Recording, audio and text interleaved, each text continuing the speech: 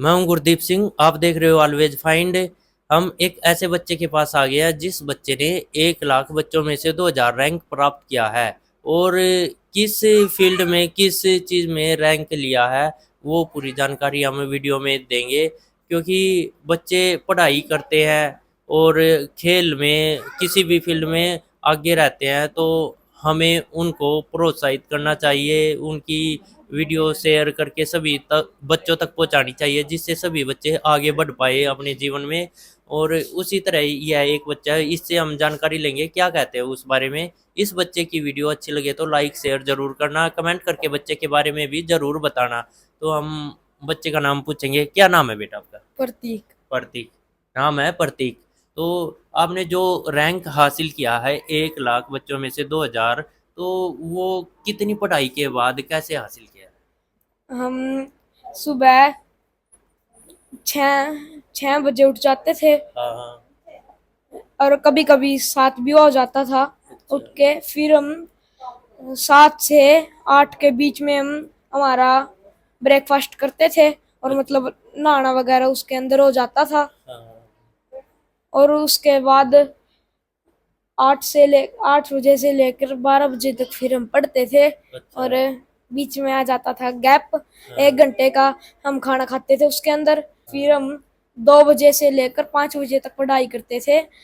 और 5 बजे के बाद हमारा टाइम थोड़ा और बढ़ गया, फिर हम 6 बजे तक करने लगे। और उसके बाद 7 बजे हम रोटी खाने चले जाते थे, मतलब डिनर के लिए। अच्छा। और फिर 9 8 बजे ही हम डिनर करके 8:30 तक वापस आ जाते थे।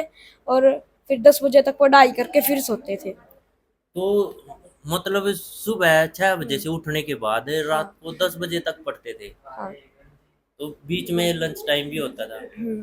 तो सुबह मॉर्निंग में कितने बजे पढ़ने लग जाते थे? 8 बजे सब कुछ फ्रेश जब होने के हम बाद? शुरू शुरू में आए थे, जब हम 5 बजे उठ के हमारी एक्सरसाइज वगैरह करते थे, हाँ हाँ। फिर ये सब 1 घंटे में हो जाता था। अच्छा। और फिर 6 बजे उठ के हम हमारा नहाना धोना कर लेते थे। और तो उसके बाद फिर 7 बजे मतलब रोटी खाने हो जाता चले हाँ। जाते थे। और तो फिर वो हम 8 बजे पढ़ने लग अच्छा, जाते थे। 8 बजे पढ़ने लगते थे। हम्म। कितने बच्चे थे जो साथ में थे आपके? 8 10 20 हम्म। 50 लगभग? टोटल जितने रह चुके हैं, मतलब हाँ जिन्होंने हाँ। पेपर दिया था वो अलग है, उनकी अलग संख्या है, लेकिन जो रह चुके हैं हम साथ में अच्छा। वो वो 10 बच्चे थे। 10 बच्चे थे। तो मोबाइल वगैरह भी चलाते थे बीच में? नहीं, हमें मोबाइल नहीं मिलता था। हमारे हॉस्टल से पहले हम मोबाइल थोड़ा बहुत चला लिया करते थे। हाँ। और फिर जब हॉस्टल में रहने लगे तो फिर जो हमारी एकेडमी है, उसके प्रिंसिपल ने हमारे लिए मतलब एक एलईडी खरीदी थी। अच्छा। फिर उसके अंदर हमें शुरुआत में जब हम आए थे, हमें मूवी वगैरह दिखा देते थे हाँ हर हाँ। एक हफ्ते में, एक एक हफ्ते के गैप पे, अच्छा। ताकि हमारा मन लग जाए शुरू में। फिर उसके बाद अभी वो ऐसे कहने लगे कि पढ़ लो, अब तो हाँ पेपर भी हाँ। पास है, हाँ तो हाँ। इसमें तो कुछ नहीं है। तो फिर हमने उनकी बात मान के फिर हम पढ़ने लगे थे बाद में।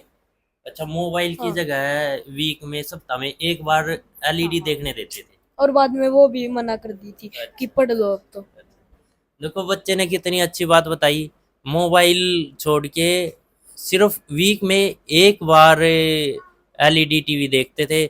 और आजकल के बच्चे सभी मोबाइल को छोड़ के इस बच्चे की तरह मेहनत करो और जीवन में कहीं ना कहीं आगे बढ़ने की कोशिश करो। और मोबाइल की लत एक ऐसी लत है जिसमें पूरा पूरा दिन ऐसे ही निकल जाता है मोबाइल में बच्चों का। तो इसके मोबाइल के साइड इफ़ेक्ट भी होते हैं बच्चों के लिए। आँखें ख़राब हो जाती हैं ज़्यादा मोबाइल चलाने से, दिमाग पर भी असर पड़ता है। और पढ़ाई में भी ध्यान नहीं लगता और खेल कूदने का भी टाइम नहीं रहता। तो बच्चा सभी फील्ड से बैक हो जाता है, मतलब सभी फील्ड में पीछे रह जाता है। तो मैं जानना चाहूँगा आपके माता पिता का भी कुछ इसमें योगदान है, सहयोग है? हाँ, शुरू शुरू में बच्चे का कहीं अपने माता पिता से दूर रहने में मन नहीं लगता। अच्छा। तो फिर इसीलिए उन्होंने मुझको सपोर्ट किया कि कोई बात नहीं, हाँ रह हाँ। ले। फिर उनकी बात मान के फिर मैं रहने लगा था हॉस्टल में।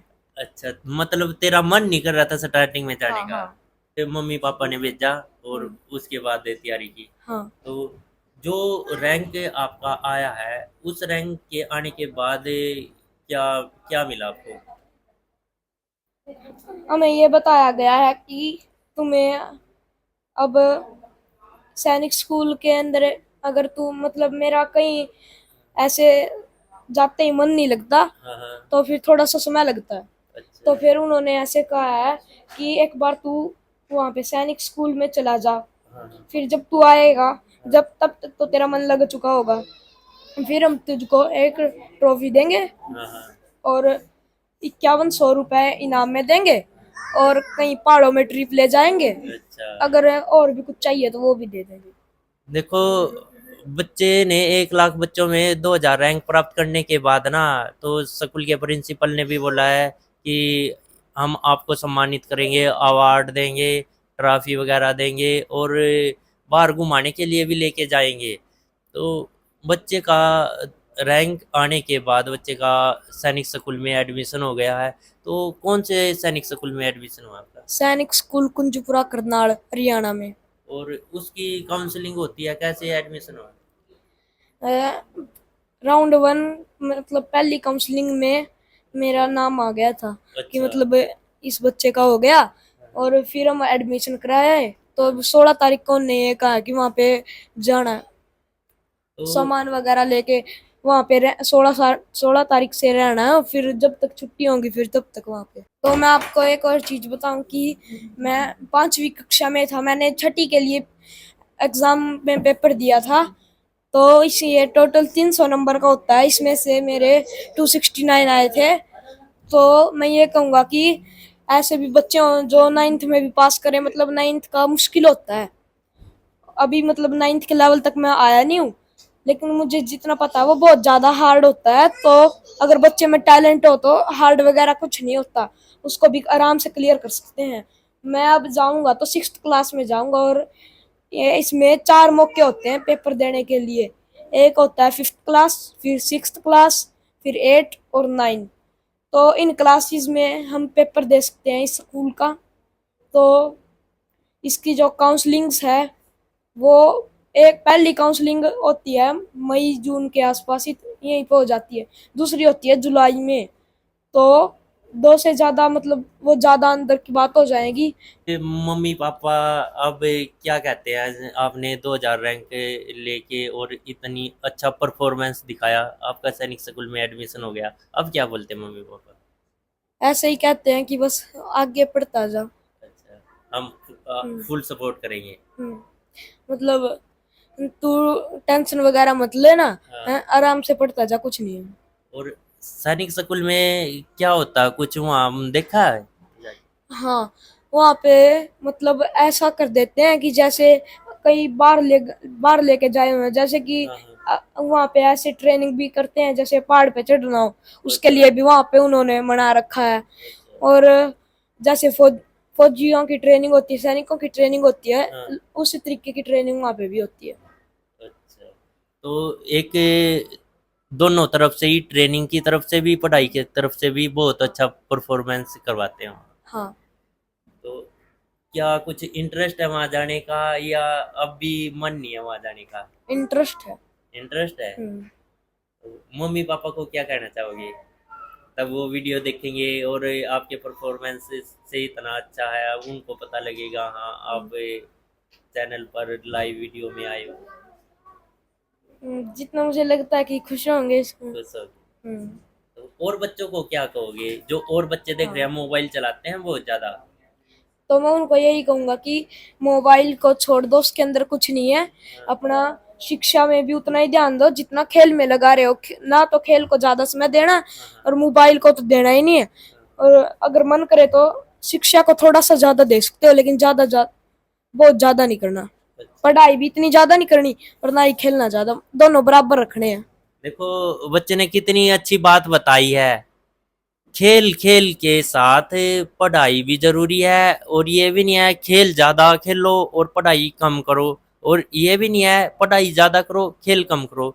तो बैलेंस बना के रखना दोनों चीजों का, माइंड फ्रेश रहे उसके लिए खेलो भी और पढ़ो भी जीवन में आगे बढ़ने के लिए। और आप सभी से कहना चाहूँगा, बच्चे की वीडियो अच्छी लगी है तो लाइक शेयर ज़रूर करो। और बच्चे ने इतना अच्छा रैंक हासिल किया है उसके लिए कमेंट करके और ज़रूर बताना।